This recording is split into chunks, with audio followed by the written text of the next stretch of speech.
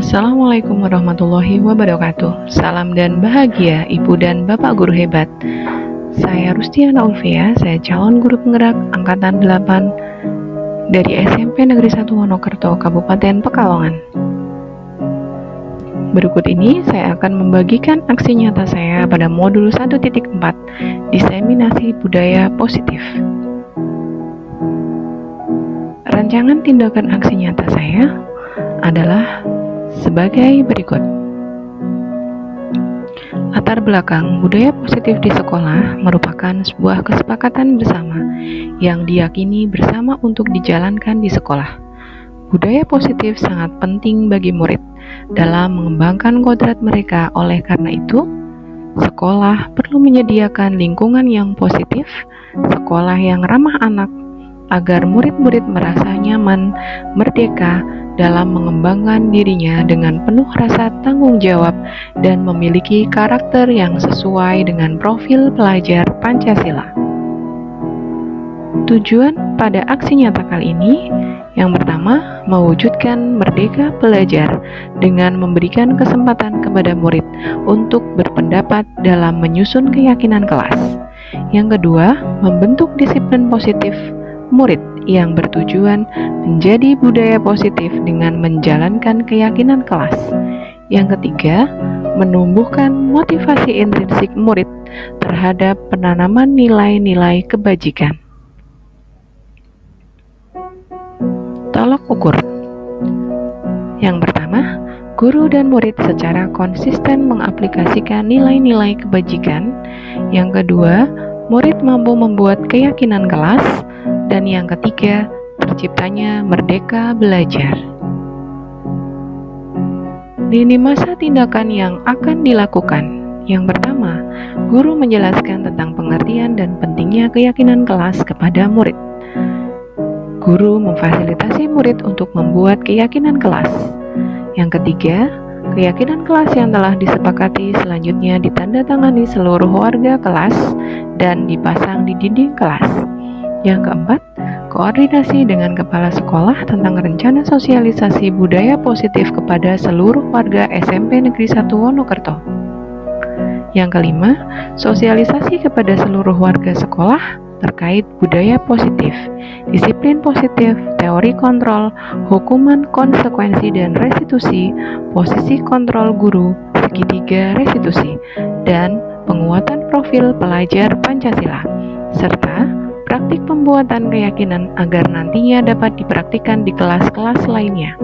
Yang keenam, menumbuhkan, menanamkan, dan membiasakan nilai-nilai kebajikan melalui keyakinan kelas dan disiplin positif yang telah dibuat dan disepakati bersama. Yang ketujuh, mendokumentasikan kegiatan yang mencerminkan pembiasaan budaya positif sekolah.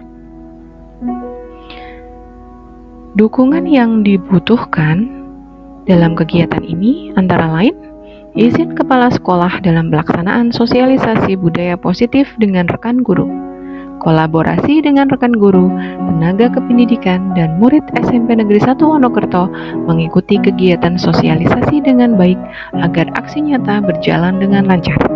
Izin dari wakil kepala sekolah bagian sarana prasarana untuk menggunakan ruang laboratorium IPA, infokus, layar proyektor, speaker, mikrofon untuk kegiatan diseminasi atau sosialisasi aksi nyata.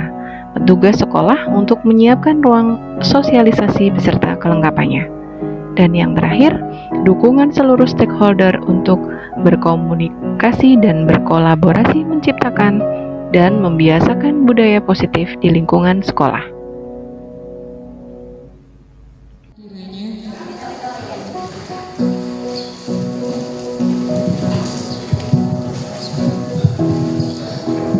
Assalamualaikum warahmatullahi wabarakatuh.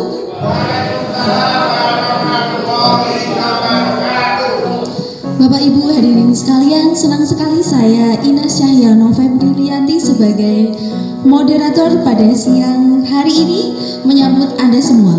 Bagaimana kabarnya? Sehat dan bahagia ya? Alhamdulillah. Baiklah, budaya positif memiliki urgensi dalam pembentukan karakter siswa. Khususnya di sekolah, pembentukan karakter siswa perlu adanya pembentukan karakter siswa yang mana memiliki peran penting, dan oleh karena itu perlu diwujudkannya budaya positif di lingkungan sekolah.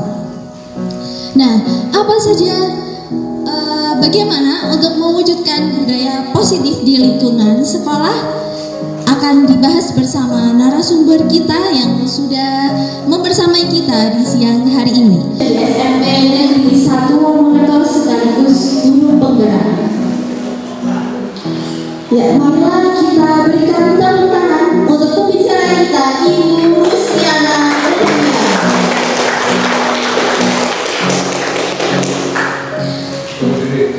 Baiklah, pembicara kita sudah hadir membersamai kita.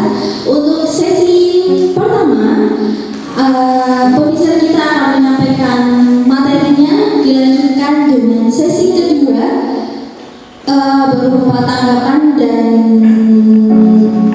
dan tanya jawab oleh audiens. Siapkan fokus terbaik Anda dan kita sambut pembicara kita, Ibu Rustiana Olivia.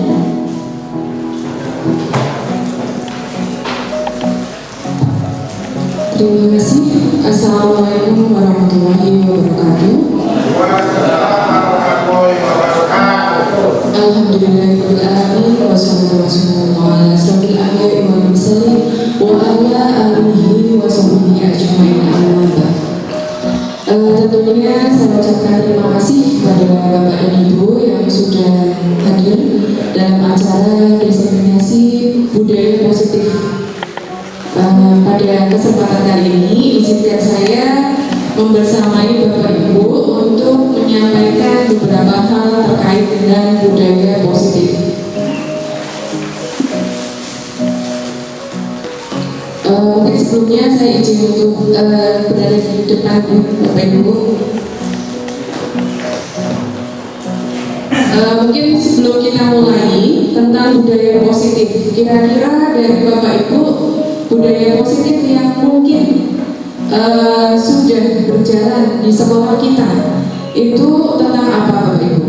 Mungkin ada yang memberi masukan budaya positif apa yang sudah ada di sekolah? Oh iya, itu sudah salaman ya Pak ya, atau 5S, senyum, sapa, salam, sopan, dan santun ya Bapak Ibu. Jadi itu sudah mulai menjadi budaya positif bagi sekolah kita.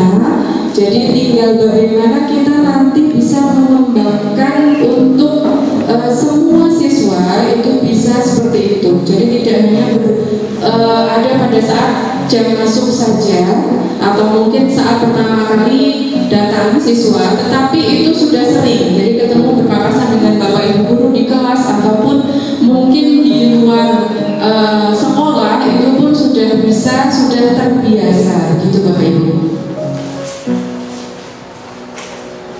Jadi materi yang akan saya sampaikan itu tentang budaya positif.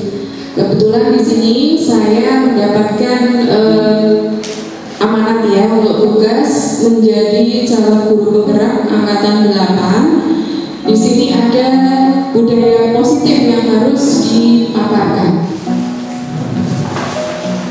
Ini mungkin untuk sekadar nama saja. Nah, di sini ada konsep inti dari budaya positif Bapak Ibu. Konsep inti yang pertama itu tentang perubahan paradigma baru. Jadi menurut kurikulum Merdeka, kurikulum 2013 itu sudah baik. Tetapi di sini adanya perubahan paradigma baru. Tentang apa? Tentang bagaimana kita membersamai anak untuk belajar dengan berpusat pada anak atau berpusat pada murid. Yang kedua, disiplin positif. Bagaimana tadi sudah saya sampaikan di awal, kita menerapkan budaya positif dengan disiplin yang positif. Yang ketiga adalah nilai-nilai kebajikan. Yang keempat, kebutuhan dasar manusia. Nanti mungkin akan saya ulas lebih lanjut.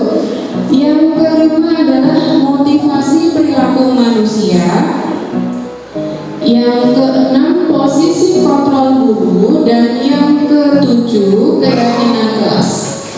Nah, semua hal ini dapat kita terapkan dengan menggunakan segitiga restitusi. Nah, ini selanjutnya kompetensi lulusan pada modul 1.4 itu diantaranya ada beberapa hal ya. Mungkin di sini. Ini ada modul diharapkan berkontribusi untuk mencapai kompetensi lulusan sebagai berikut. Guru memahami pentingnya mengetahui kebutuhan belajar dan lingkungan yang memfasilitasi seluruh individu. Jadi siswa kita merasa nyaman, Bapak Ibu, dapat meningkatkan kompetensi dengan nyaman. Jadi bagaimana kita menciptakan lingkungan yang ramah lingkungan. Kemudian yang kedua, guru mampu menggerakkan komunitas sekolah untuk bersama-sama mengembangkan dan mewujudkan visi yang berpihak pada murid. Nah, dilandaskan dengan kebijakan universal. Kemudian capaian yang berikutnya, memahami konsep pendidikan menurut Ki Hajar Dewantara yang berpusat pada murid tadi. Di sini kita membersamai mereka dalam menuntun. Jadi sekarang guru itu tidak boleh menuntut, tetapi menuntun pembelajaran. Jadi anak itu sudah memiliki kodrat alam dan kodrat zaman. Jadi kita tinggal mendampingi mereka, tetapi tetap dengan karakter yang kita terapkan. Melakukan evaluasi dan refleksi tentang praktik disiplin dalam pendidikan Indonesia secara umum untuk mendapatkan pemahaman baru tentang apa disiplin positif untuk menciptakan murid dengan profil pelajar Pancasila. Ini memahami peran sebagai guru, kemudian konsep disiplin ini dalam berinteraksi dengan murid.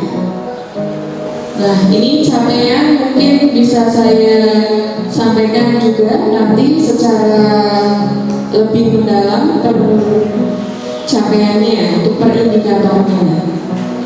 Nah, ini topik dalam elaborasi konsep itu ada disiplin positif dan nilai-nilai kebajikan, teori motivasi, hukuman dan penghargaan, kemudian restitusi, keyakinan kelas, kebutuhan dasar manusia dan dunia berkualitas, restitusi dengan 5 posisi kontrol. Jadi nanti Bapak Ibu guru dimohon untuk bisa menerapkan bagaimana posisi kontrol kita. Nanti akan saya putarkan video contohnya. Disiplin positif dan nilai-nilai kebajikan universal. Nah, ini perubahan paradigma teori kontrol.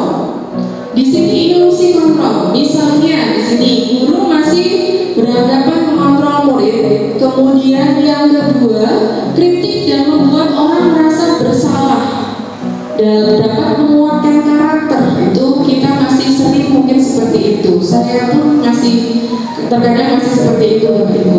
Kemudian ilusi bahwa semua penguatan positif itu efektif dan bermanfaat. Yang kemudian yang kelima, ilusi bahwa orang dewasa itu memiliki hak untuk memaksa. Nah, ini mungkin yang perlu kita kaji ulang. Ternyata dengan paksaan, dengan menurut Ki Hajar Dewantara itu kurang pas ketika kita tadi berpikir positif. Karena saya juga sering Bapak Ibu dulu waktu mengajar di sekolah SMK ketemu anak, ternyata anak yang mungkin saya anggap nakal di sekolah, ternyata ketika bertemu mereka sudah lulus, itu mereka malah justru ramah. Mereka itu justru lebih melihat kita itu sosialnya lebih tinggi. Nah, anak-anak yang mungkin pintar di sekolah, ternyata ketika bertemu kita pura-pura tidak melihat. Apakah juga pernah menjumpai seperti itu, Bapak Ibu? Iya, sering ya. Jadi anak yang mungkin kalau saya pernah menjumpai, jadi anak itu sebenarnya kalau saya ajar itu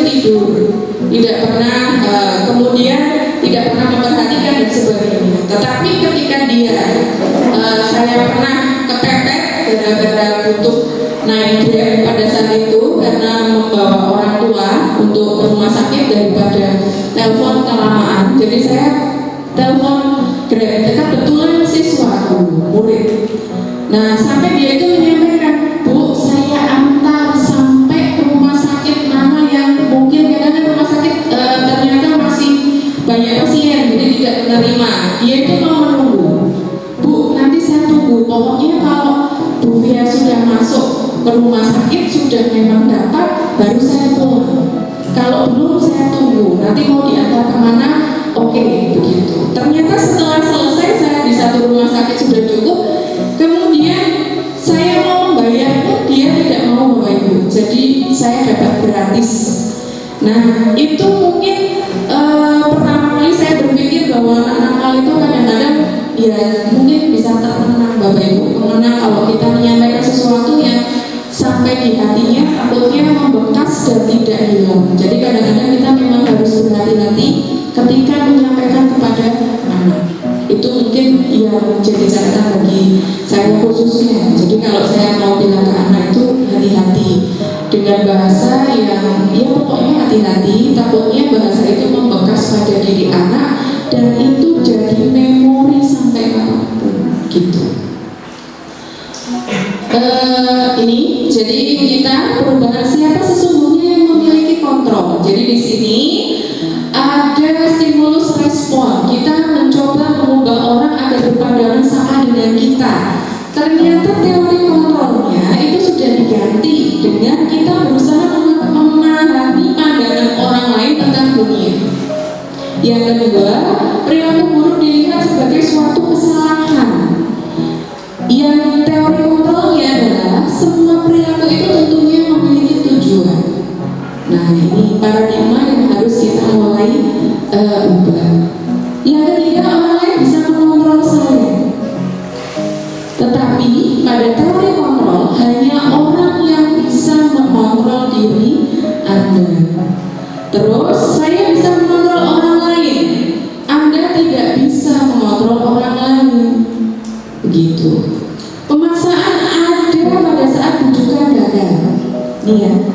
Kolaborasi dan konsensus menciptakan pilihan-pilihan baru. Yang berikutnya, model berpikir menang kalah. Model berpikir menang-menang. Nah, di sini beberapa contoh. Contohnya mungkin dari sini. Apakah Bapak Ibu masih sering memberikan hadiah pada murid yang berhasil melakukan sesuatu Bapak Ibu? Saya kasih hadiah Rp5.000 misalnya, atau mungkin Rp10.000, atau mungkin nanti hadiahnya dapat nilai, atau mungkin yang lain. Apakah masih ada Bapak Ibu? Masih. Padahal sebenarnya ketika kita memberi hadiah 32 anak, satu anak kita beri hadiah, maka yang 31 anak itu merasa kecewa. Ternyata seperti itu. Jadi malah mungkin kita akan beranggapan bahwa oh dengan hadiah mereka akan lebih semangat. Tetapi ternyata ada efek seperti itu. Nah, ini disiplin positif menurut teori kontrol dari Dr. William Fraser. Di sini ada penjelasannya ya Bapak Ibu. Kemudian bagaimana hubungan dalam disiplin positif ini. Jadi Anda tidak bisa mengontrol orang lain, hanya Anda yang bisa mengontrol diri Anda, artinya diri kita sendiri. Sesuai dengan kurikulum Merdeka, bahwa Merdeka yang sesungguhnya adalah bagaimana memunculkan diri kita untuk bertindak. Bukan berarti Merdeka itu bisa bebas, sebebas-bebasnya kita, tetapi kita bergerak dengan hati kita sendiri. Nah, ini kemudian apakah makna disiplin? Nah, di sini sudah ada makna dari disiplin. Ini tentunya belajar, ya. Jadi belajar untuk bisa berdisiplin. Nilai-nilai kebajikan, mungkin ini nanti bisa sambil dilihat ya Bapak Ibu. Nilai kebajikan universal itu ada setiap perilaku karena memiliki suatu tujuan. Tadi sudah disampaikan, berarti anak yang agak nakal atau mungkin anak yang tidak sesuai, tidak normatif, ternyata mereka memiliki tujuan. Biasanya seperti itu. Di sini kemudian eksplorasi konsep pada pembelajaran 22.2, teori motivasi, hukuman, penghargaan, dan restitusi. Nah, ini mungkin teori motivasi Bapak Ibu yang penting. Jadi motivasi itu dibagi menjadi dua, motivasi secara eksternal maupun motivasi secara internal. Motivasi eksternal di sini kita termotivasi karena ada sesuatu hal dari luar. Misalnya menghindari ketidaknyamanan atau hukuman. Apa yang akan terjadi apabila saya tidak melakukannya? Ini eksternal. Kemudian untuk mendapatkan imbalan dari orang lain atau institusi, apa yang akan saya dapatkan apabila saya melakukannya? Nah, ini merupakan motivasi eksternal. Nah, bagaimana kita menumbuhkan motivasi internal? Ya tentunya pelan-pelan Bapak Ibu. Dengan motivasi internal harapannya capaian akan lebih besar. Di sini contohnya untuk menghargai diri sendiri tadi. Ya, jadi saya akan menjadi orang yang seperti apa bila saya melakukannya. Nah, ini motivasi internal yang perlu kita tumbuhkan. Jadi kita bergerak itu bukan karena orang lain, tetapi dari diri sendiri. Contohnya Bapak Ibu melakukan sholat, Bapak Ibu menjalankan puasa, Bapak Ibu menjalankan ibadah. Semua itu kan motivasi internal ya Bapak Ibu, dengan kesadaran sendiri. Itu contoh dari motivasi internal. Tujuannya apa sih? Tujuannya tentunya bisa menjadikan disiplin positif.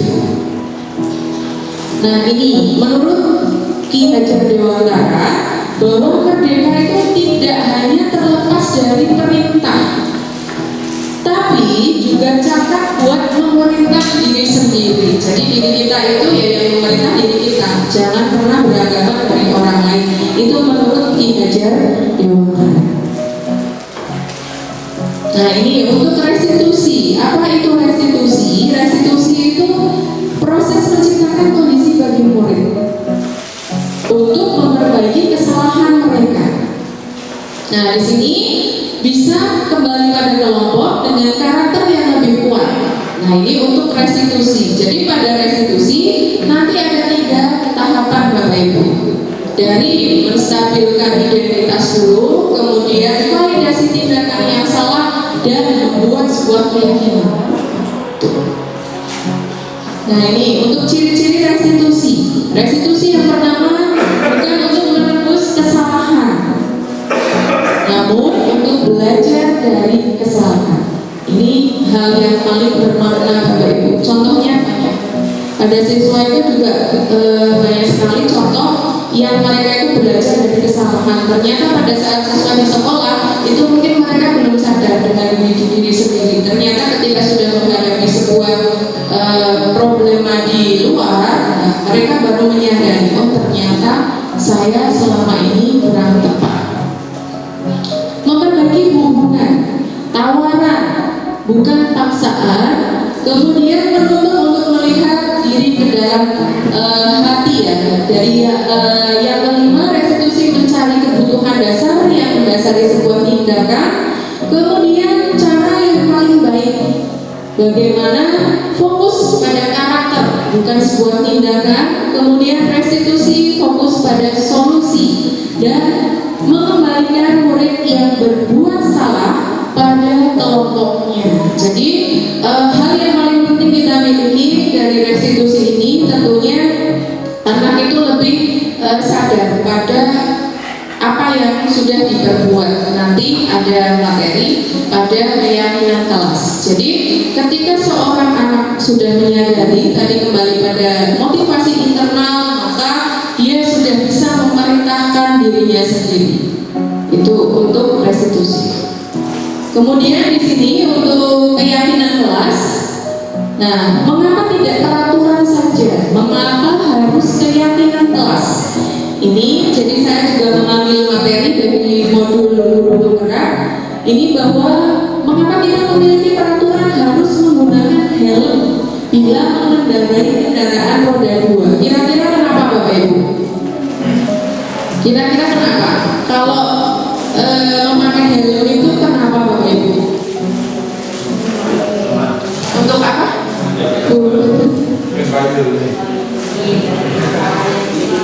Melindungi dari hal-hal yang tidak diinginkan, benar Bu Febri?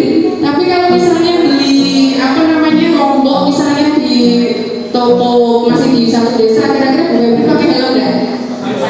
Oh, alhamdulillah. Berarti betul ya Bapak Ibu. Motivasi internal itu berarti. Masih sering kita jumpai bahwa orang yang memakai helm itu karena takut, takut polisi Bapak Ibu. Jadi kalau takut polisi itu berarti karena masih dari luar eksternal. Padahal memang benar.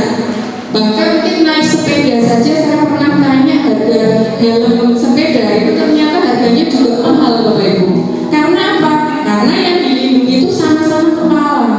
Ya, jadi bukan karena memakai motor atau sepeda, tetapi karena tujuan yang dilindungi itu kan sama-sama kepala begitu Bapak Ibu. Kemudian mengapa kita memiliki peraturan 3M menggunakan masker, mencuci tangan dan menjaga jarak 1,5 meter.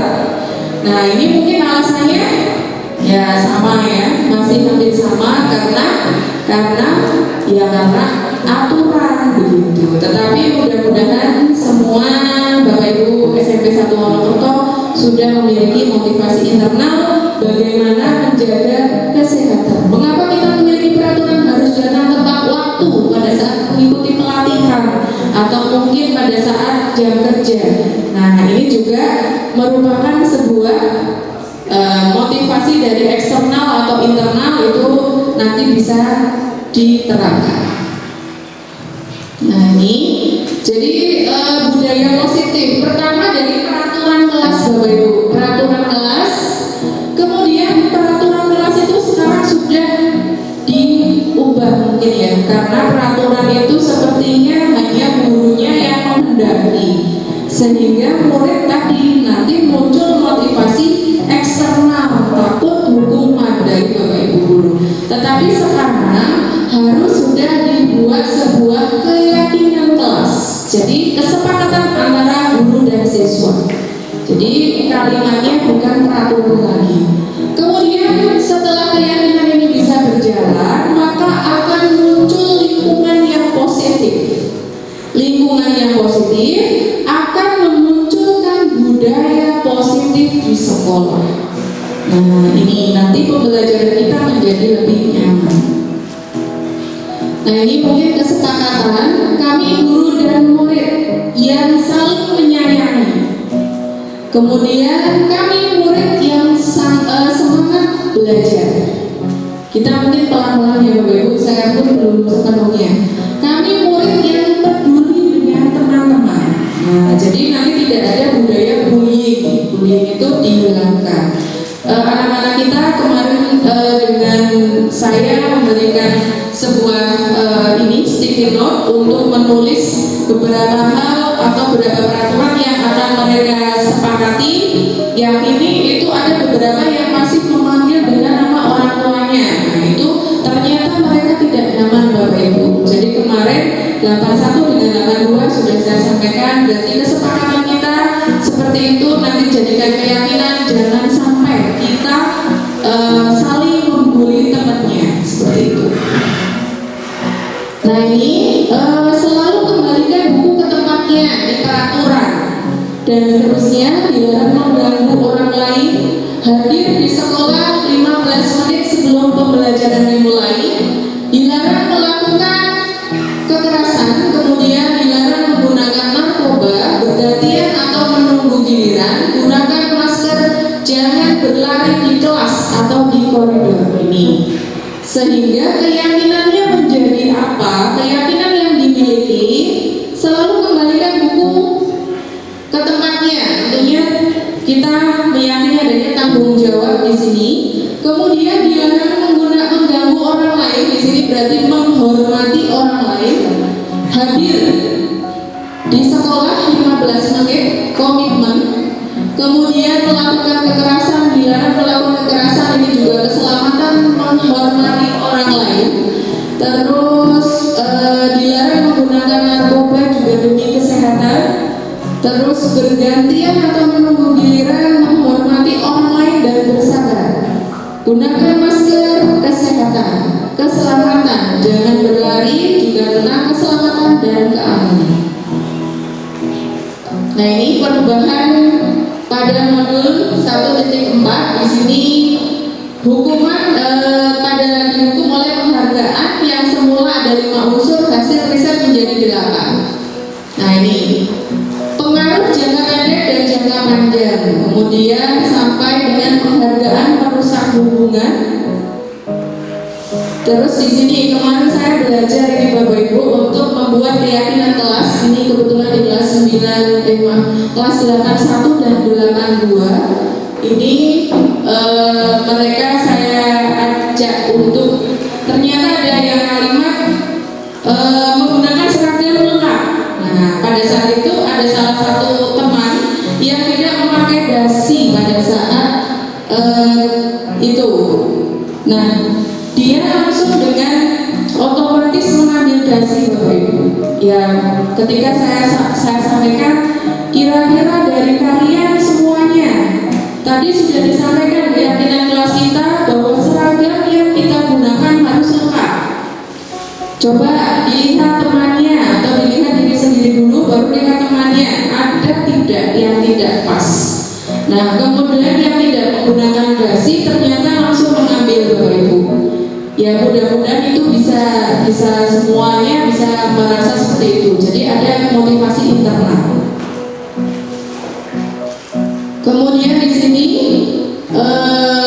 tindakan guru misalnya mencatat 100 kali dalam buku kalimat saya tidak akan terlambat lagi karena terlambat datang ke sekolah.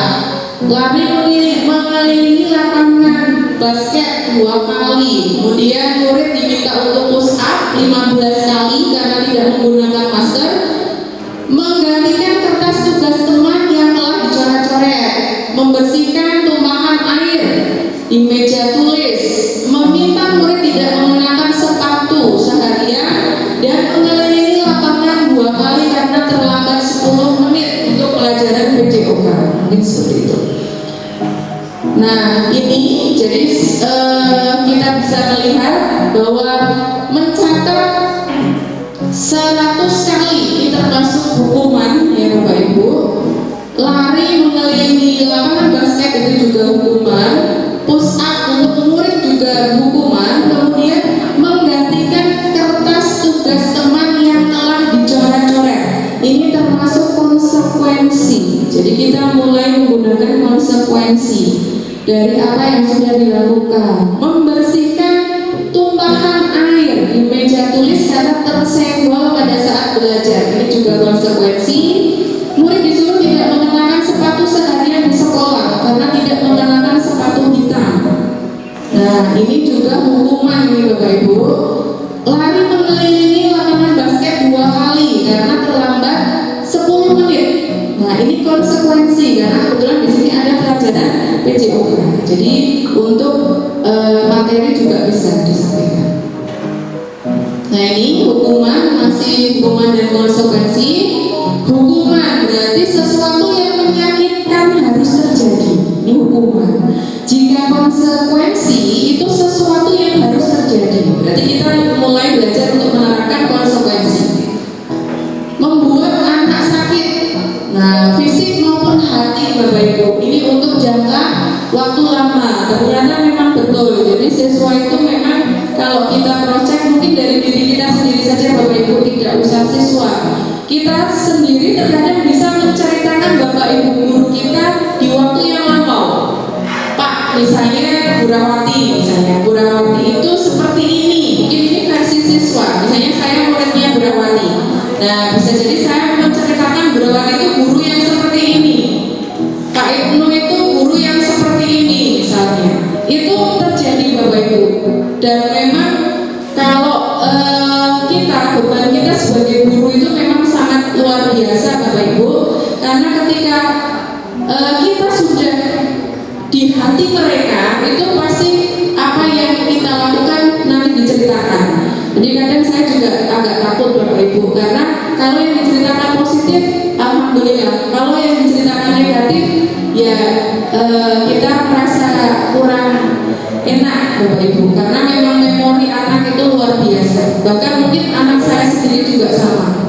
Dia sudah bisa membandingkan bapak guru ini, guru ini ganti. Saya karena SD masih guru kelas, itu dia masih sering bercerita. Bu ini itu nggak seperti bu ini lemah. Bu ini itu sudah saya diberikan ini, tetapi bu yang ini tidak. Nah itu malah justru sudah jadi memori bagi siswa. Kemudian anak membenci kedisiplinan. Nah di sini hukuman itu akan terjadi kebencian.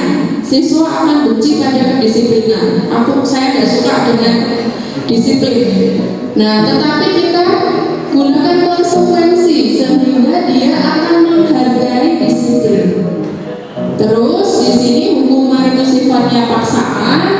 Kalau konsekuensi stimulus dan tanggapan, mendorong anak menyakiti diri sendiri, mendorong anak agar mudah menyesuaikan diri. Bagaimana dia menyesuaikan diri?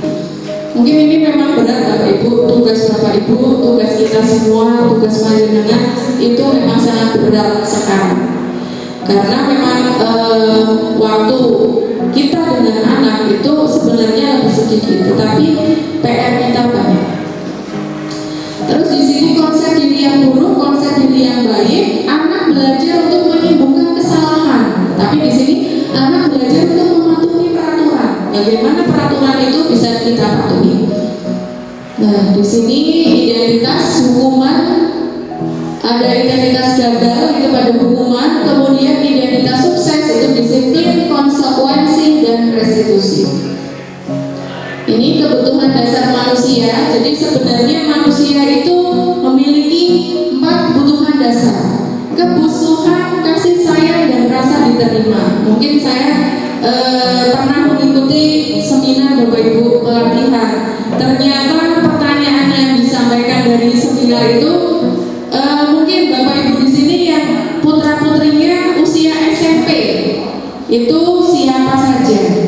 Nah mungkin, berapa kali Bapak Ibu memeluk anaknya?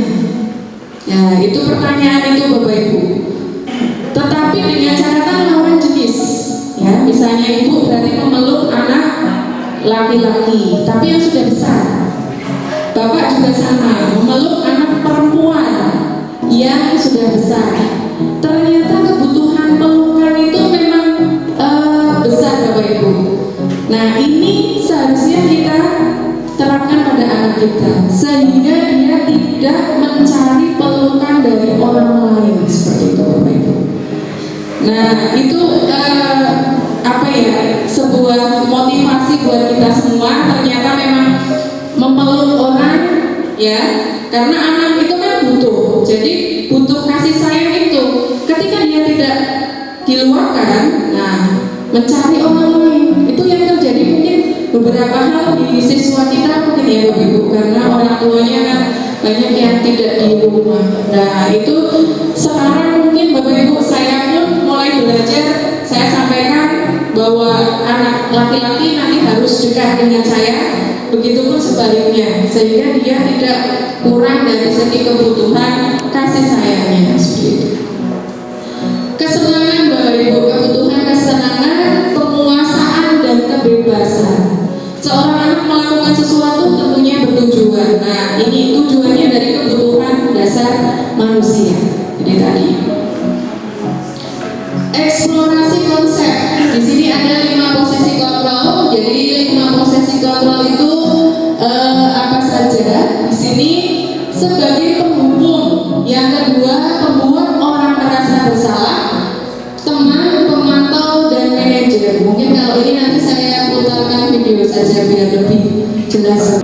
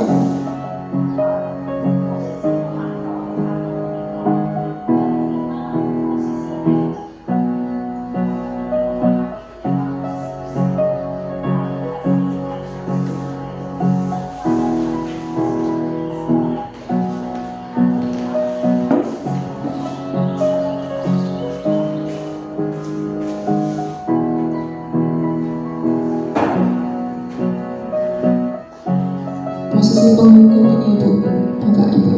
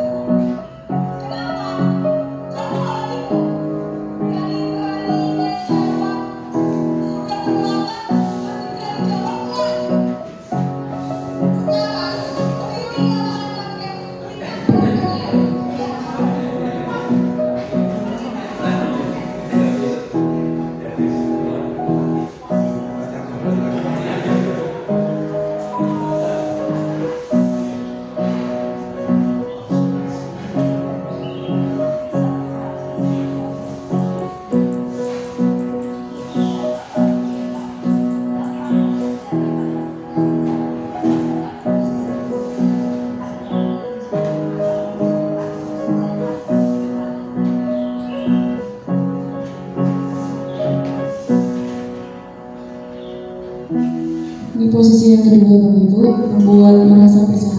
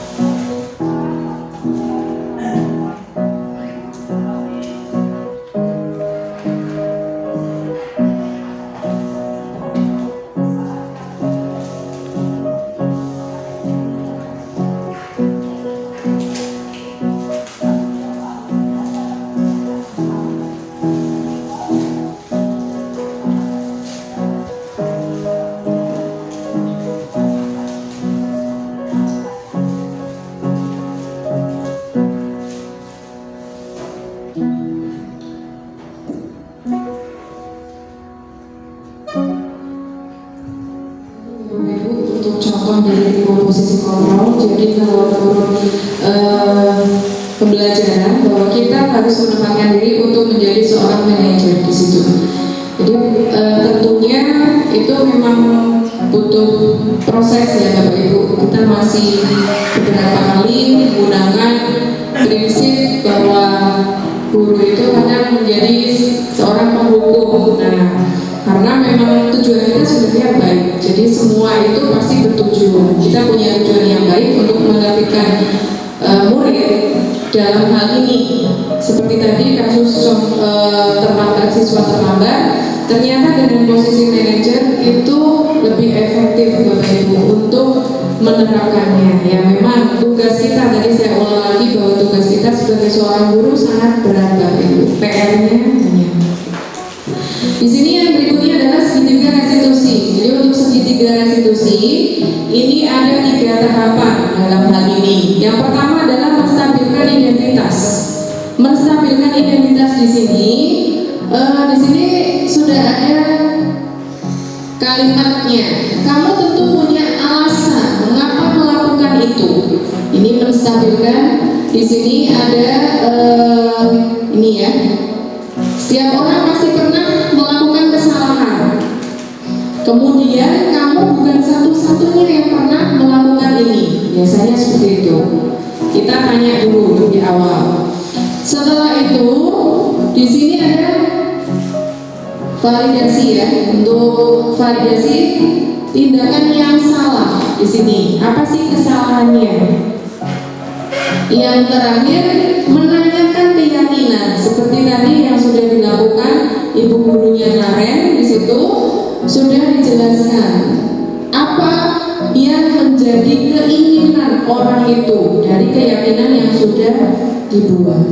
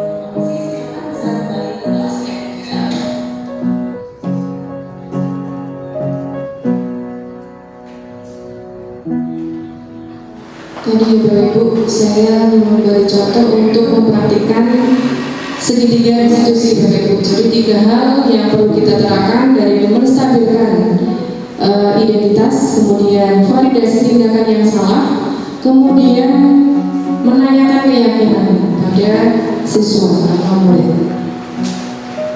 Di sini untuk membuat anak yang merasa gagal karena berbuat salah menjadi positif terhadap dirinya. Guru berkata, berbuat salah itu hal yang manusiawi, tidak ada manusia yang sempurna. Bapak atau Ibu juga buat salah. Kita pasti bisa menyelesaikan permasalahan. Dan seterusnya ya Bapak Ibu. Kemudian di sini validasi kebutuhan, membantu siswa mengenali kebutuhan yang ingin dipenuhinya. Terus menanyakan keyakinan. Di sini guru berkata, apa nilai yang kita percaya di kelas atau di sekolah? Nilai-nilai universal apa yang telah kita sepakati? Kemudian kelas yang ideal itu seperti apa? Kamu ingin jadi anak seperti apa? Ini pada menanyakan keyakinan. Terus di sini untuk refleksi, tentunya hal baru apa yang mengubah paradigma saya yang saya dapatkan. Yang kedua, perasaan apa yang muncul selama mengikuti sesi ini, khususnya mengenai makna disiplin dan motivasi. Kemudian yang ketiga, peran Among seperti apakah yang saya telah lakukan selama mengikuti modul ini. Dan yang keempat, saya akan menjadi Among yang seperti apakah setelah mengikuti modul yang ini. Mungkin saya minta tolong ya Bapak Ibu untuk refleksi. Mungkin Pak Arif ya, Pak Arif, coba Pak Arif minta tolong untuk menyampaikan kira-kira apa saja hal yang direfleksikan pada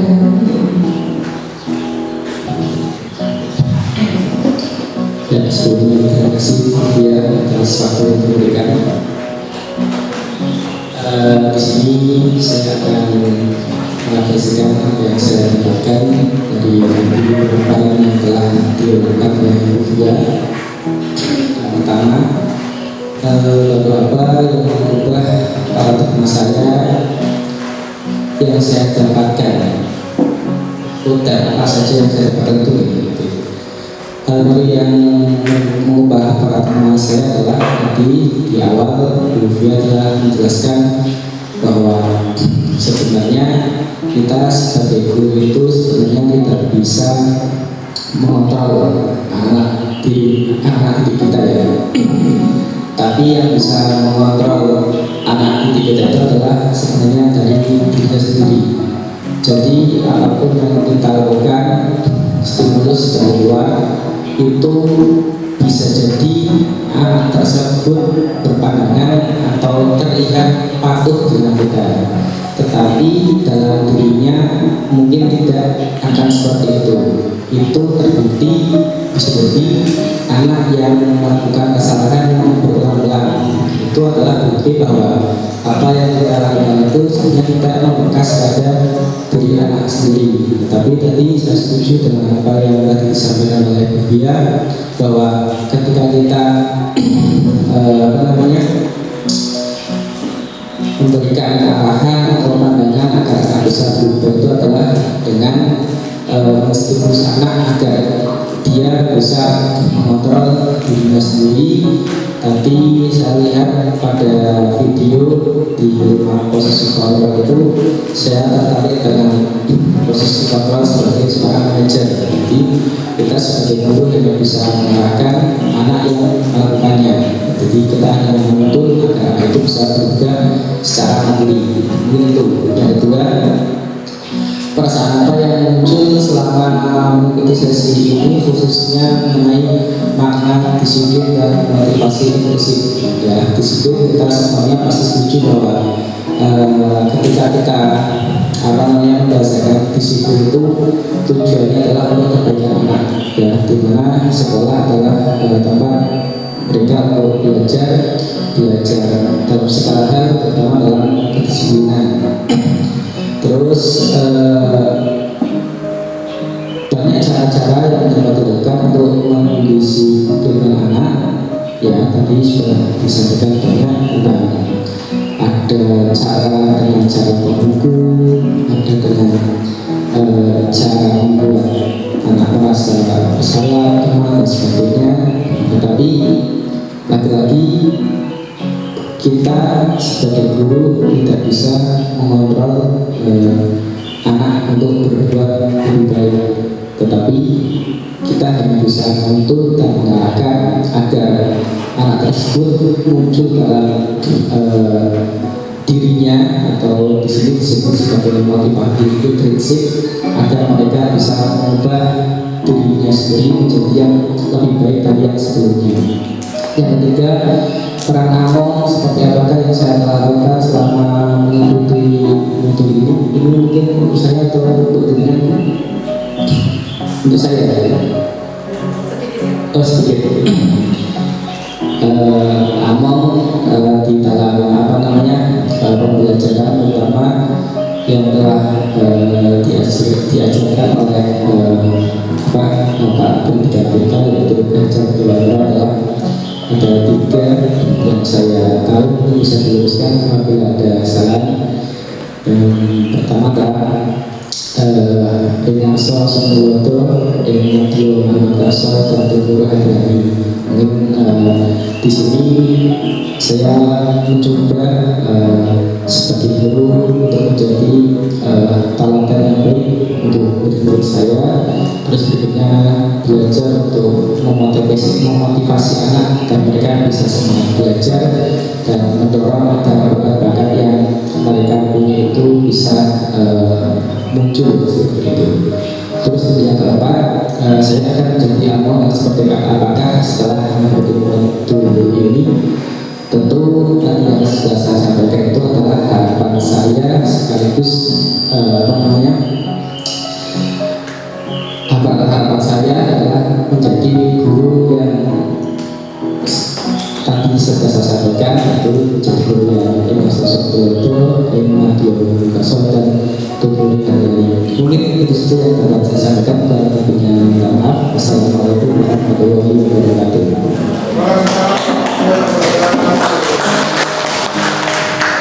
Terima kasih untuk Pak Arif. Jadi pada kesempatan kali ini tentunya paradigma saya sendiri seperti yang sudah disampaikan Pak Arif bahwa kita sudah mulai mengenal dengan Ki Hajar Dewantara yang memberikan pembelajaran pada kita bahwa guru itu menuntun bukan menuntut, intinya seperti itu. Jadi apa yang ada pada anak itu bukan lagi sebagai ilmu tabula rasa atau seperti kertas putih, tetapi memang betul anak sudah memiliki gambaran. Nah, tinggal kita bagaimana menebalinya. Jadi siswa kita itu sekarang kalau diibaratkan oleh Ki Hajar Dewantara bahwa guru itu seperti petani. Jadi lahannya itu sudah ada, kemudian kita misalnya menanam di situ ada tanaman padi atau mungkin jagung, bagaimana tinggal kita menghasilkan produk itu. Jadi kita mungkin memberi pupuk, kemudian cabut hama yang sudah ada di situ. Nah itu menurut versinya Ki Hajar Dewantara. Jadi memang kita tidak bisa menuntut anak untuk sesuai dengan tujuan kita, tetapi kita sendiri nanti mendampingi mereka. Dan ingat Bapak Ibu, pernah saya membaca bahwa ternyata akademik anak itu bukan penentu kesuksesan mereka, tetapi kesuksesan mereka ditentukan dari karakter. Jadi mungkin kita berlomba untuk mendampingi anak mencapai kebahagiaan, mencapai kemerdekaan dengan membimbing mereka dalam karakternya. Karena hanya 20% Bapak Ibu akademik dari seorang anak bisa melihat keberhasilannya, tetapi karakter adalah 80%. Jujur, tanggung jawab, disiplin dan sebagainya itu bekal mereka ketika nanti sudah dewasa. Jadi ternyata orang-orang hebat terkadang bukan berasal dari orang yang secara akademik itu pintar, tetapi karakter mereka yang luar biasa. Itu seperti itu. Untuk kemudian yang kedua, perasaan yang muncul di situ. Nah ini motivasi intrinsik itu memang perlu. Bagaimana kita memunculkan, ya tadi kembali lagi bahwa merdeka sesungguhnya adalah menggerakkan diri kita sendiri tanpa dorongan dari orang lain. Jadi motivasi eksternal itu mulai kita pelan-pelan ya Bapak Ibu. Saya juga tidak bisa kalau bilang langsung merubah, itu tidak bisa. Kemudian yang ketiga, tadi sudah disampaikan Pak Arif, terima kasih Pak Arif, bahwa menurut Ki Hajar Dewantara itu sudah disampaikan ada 3 sistem among ya untuk kita sebagai bekal kita menjadi seorang guru. Ingharso Sutodo, Madyo Mangun Karso, Tuturi Handayani. Itu beban kita Bapak Ibu. Jadi Bapak Ibu guru itu sampai di rumah pun ya masih Bapak Ibu guru, beda dengan profesi yang lain. Kalau profesi lain mungkin sudah pulang dari kantor itu lepas atributnya, tetapi tidak sampai di rumah seorang guru masih disoroti bahwa seorang guru itu tidak boleh ini, tidak boleh itu. Nah itu beban bagi kita, tetapi ya kita kalau sudah menjadi dengan bahagia, dengan semangat, dengan sesuatu hal yang dimaknai positif, insya Allah saya juga di sini masih belajar. Saya akan menjadi among yang seperti apa? Tadi sudah saya sampaikan bahwa kita menjadi among yang bisa menuntun bagi murid. Karena memang presiden pun melalui guru, dokter juga melalui guru. Jadi guru itu bisa menciptakan generasi hebat. Guru itu bisa menjadi sebuah jalan untuk menuju kesuksesan murid. Jadi itu Bapak Ibu. Mungkin itu. Kemudian jadi mungkin dari saya nanti akan saya kembalikan waktunya kepada moderator. Dari saya mungkin cukup sekian. Billahi taufiq wal hidayah. Wassalamualaikum warahmatullahi wabarakatuh.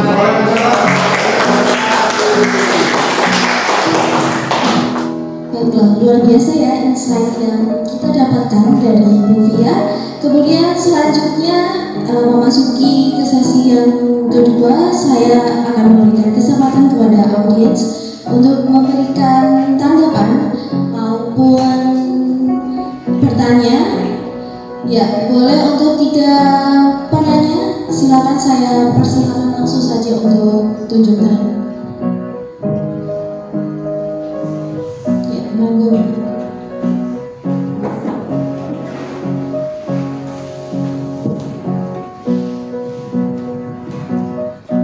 Assalamualaikum warahmatullahi wabarakatuh. Terima kasih kesempatannya yang telah diberikan Bu Via. Terima kasih juga untuk informasi dan istilahnya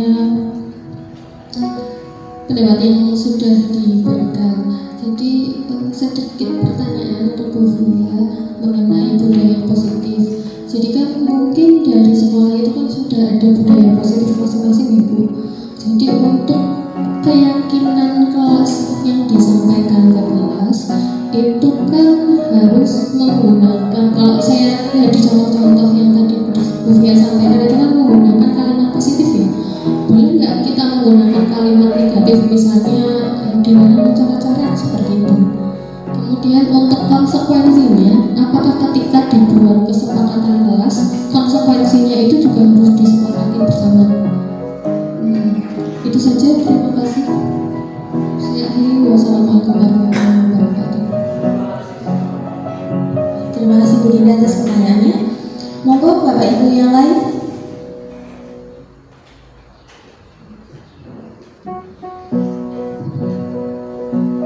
Atau mungkin bisa langsung dijawab Bu.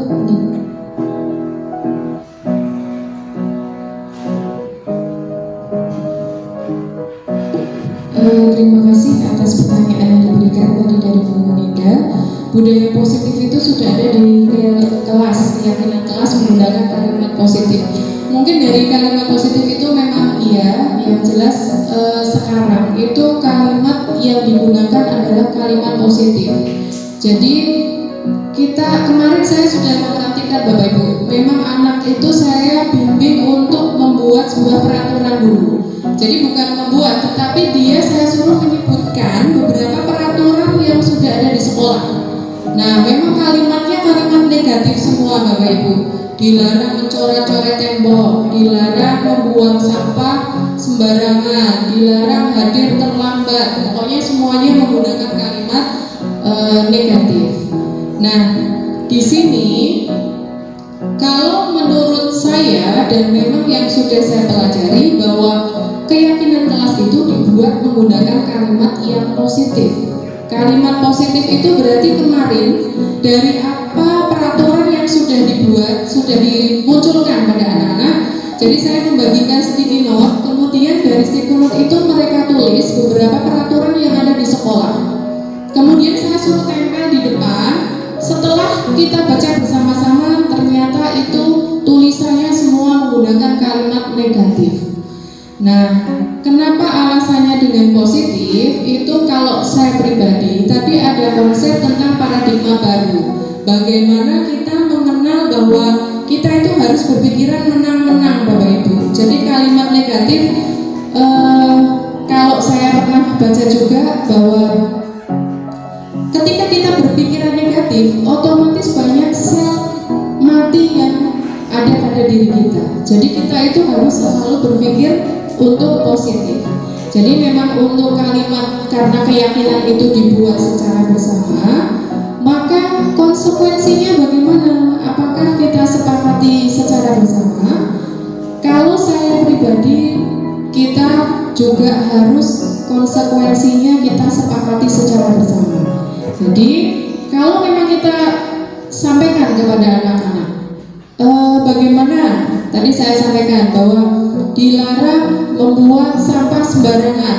Berarti saya ganti menjadi menjaga kebersihan lingkungan. Nah, ini berarti nanti saya buat kesepakatan. Ini konsekuensinya untuk siapa? Karena yang membuat murid dengan guru, maka saya juga siap untuk tetap ikut menjaga kebersihan.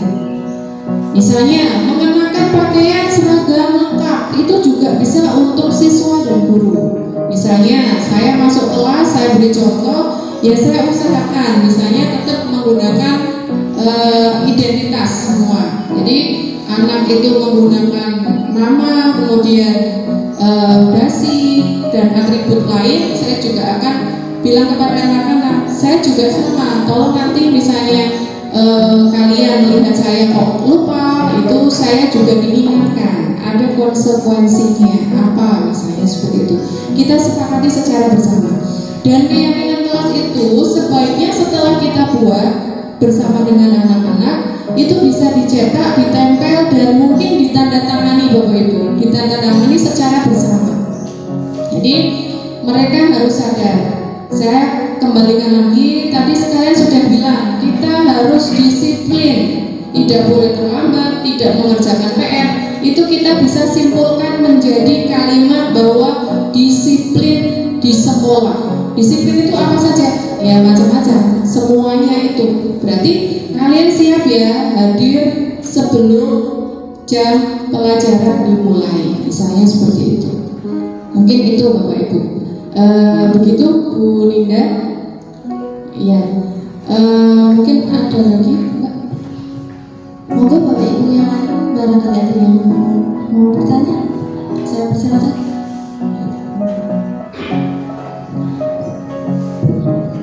Assalamualaikum warahmatullahi wabarakatuh. Saya ingin menyampaikan budaya positif untuk di kelas terutama. Di sini banyak termasuk menghormati, tapi secara massal kemarin saya merasakan sendiri masuk kelas itu kok kayak orang asing, meskipun saya memang asing. Kalau di kelas saya atau di sekolah saya, mohon maaf ini ya, guru datang itu positif disambut, maka seluruh siswa berdiri, dari ketua kelas diberi komando dengan komando kiaman. Itu positif, langkah yang baik sehingga guru dihormati. Kemudian beri salam. Kalau di tempat saya, wahaikum tahiyatan wassalaman akhirah, assalamualaikum warahmatullahi wabarakatuh. Guru jawab waalaikumsalam. Selanjutnya julusan wa khusyu'an, silakan duduk dan tenang. Meskipun diberikan julusan wa khusyu'an masih ramai, maka saya memberikan ada sindirannya. Julusan wa khusyu'an itu ada, silakan duduk dan tenang. Karena masih ramai, besok diganti saja, jangan julusan wa khusyu'an, tapi julusan wa ubrusan. Jadi mohon nanti kepada Pak Kris atau yang lain disepakati kalau ada guru datang itu sebaiknya diberi penghormatan. Maaf ini kalau belum pas, mungkin hanya menambahi agar kepositifan yang ada di sini bertambah dan bertambah. Itu saja. Assalamualaikum warahmatullahi wabarakatuh.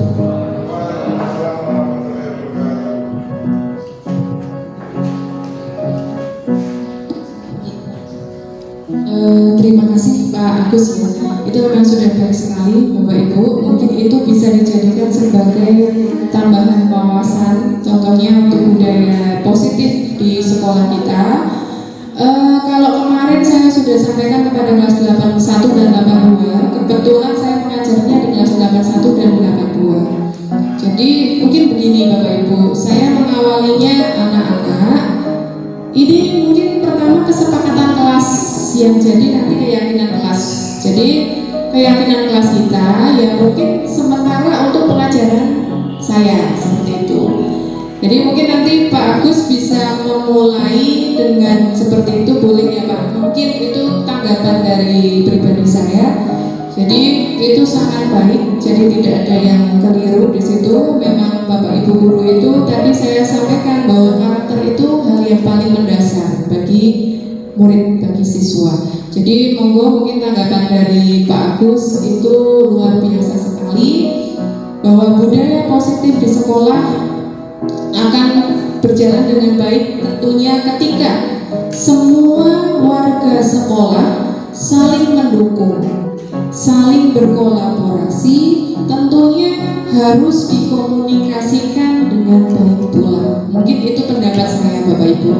Jadi kita warga sekolah itu berarti semuanya itu saling bersinergi bagaimana menciptakan sebuah budaya positif di sekolah. Jadi mungkin saya meminta untuk mungkin meminta tolong. Jadi kalau misalnya kepada anak-anak saya meminta tolong untuk ya silakan kita pelan-pelan, karena sesuatu hal itu tidak mungkin berubah secara instan ya Bapak Ibu. Jadi semua hal itu pasti perlu proses, dan proses tentunya bisa terjadi ketika kita ada permulaan, karena kalau proses itu tidak dimulai pasti tidak akan terjadi. Mungkin itu dari saya mohon maaf ketika ada kekeliruan ya, baik yang mungkin saya sengaja atau tidak sengaja, tetapi murni semua kesempurnaan itu hanya milik Allah Bapak Ibu. Jadi dari saya sendiri saya mengucapkan terima kasih atas kehadiran panjenengan semua.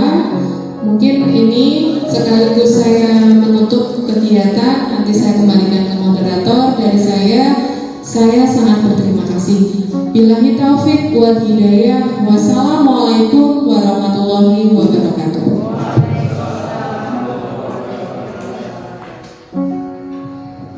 Baiklah hadirin semua, yang dapat kita simpulkan dari sesi diskusi pada hari ini adalah untuk mewujudkan daya positif yang tumbuh menjadi disiplin dimulai dari Bapak Ibu guru, siswa, kelas, dan juga sekolah. Kemudian untuk memberikan keselamatan dan kebahagiaan para siswa dalam kehidupannya, maka pembelajaran harus memahami kodrat alam dan kodrat zaman. Ya, terima kasih kepada narasumber kita yang telah berbagi ilmu. Kemudian saya juga menyampaikan banyak terima kasih kepada Bapak Ibu semua yang telah hadir dan menyimak acara pada hari ini dengan antusias. Tepuk tangan untuk kita semua. Demikian video aksi nyata saya, diseminasi budaya positif di SMP Negeri 1 Wonokerto, Kabupaten Pekalongan. Salam dan bahagia Ibu dan Bapak guru hebat. Terima kasih. Wassalamualaikum warahmatullahi wabarakatuh.